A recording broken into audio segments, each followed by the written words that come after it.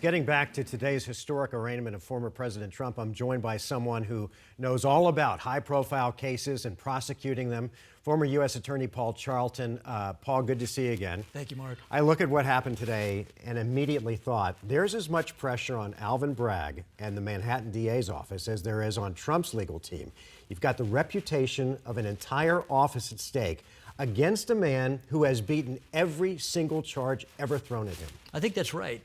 Alvin Bragg's reputation, his career will rise and fall on the failure or success of this prosecution, just as former President Trump's future is going to be determined at the end of the day by a jury.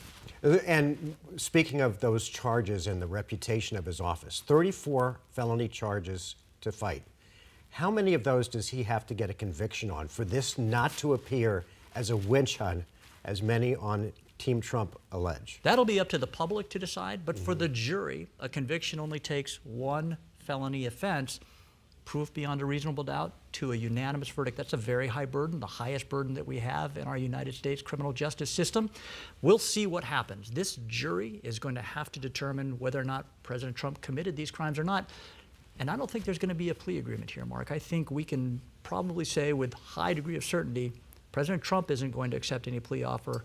Mr. Bragg, the DA, can't offer one. This is going to be a trial at the end of the day. The question is when and what the outcome will be. And it only takes one conviction on one of those 34 charges for him to be ineligible to run, correct? Well, that's unclear. The United States Constitution does not address this issue. There are only very few qualifications: age, residency, citizenship, but it says nothing. Our Constitution says about being nothing a convicted felon. About being a convicted felon. So that part is not going to disqualify the president, the former president, from running again or even taking office. All right. Well, the former president just wrapped up a speech at Mar-a-Lago where he's as expected, he railed against the charges. Take a listen. And I never thought anything like this could happen in America. Never thought it could happen. The only crime that I have committed is to fearlessly defend our nation from those who seek to destroy it. His camp and supporters call this selective prosecution. How big a hill is that for Bragg to climb?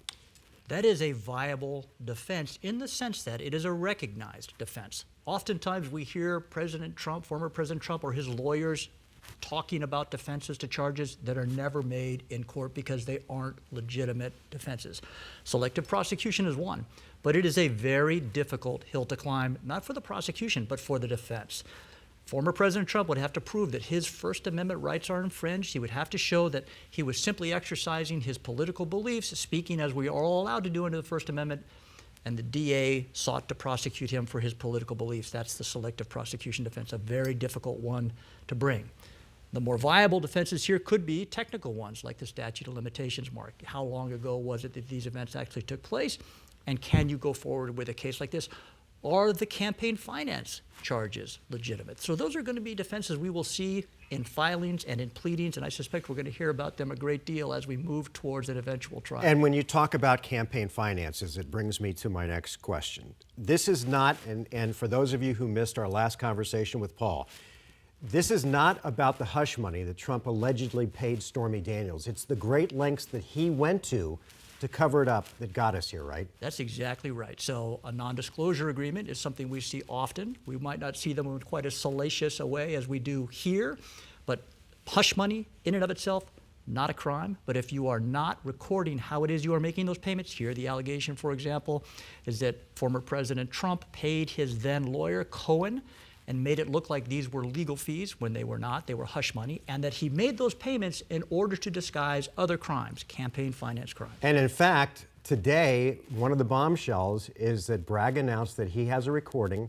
from Michael Cohen allegedly talking to Trump pre-presidential run that says the two of them discussed how to hide this hush money. It's an extraordinary piece of evidence. The evidence that is inside the statement of facts says that the president was aware of these payments and suggested that the payments be made in cash.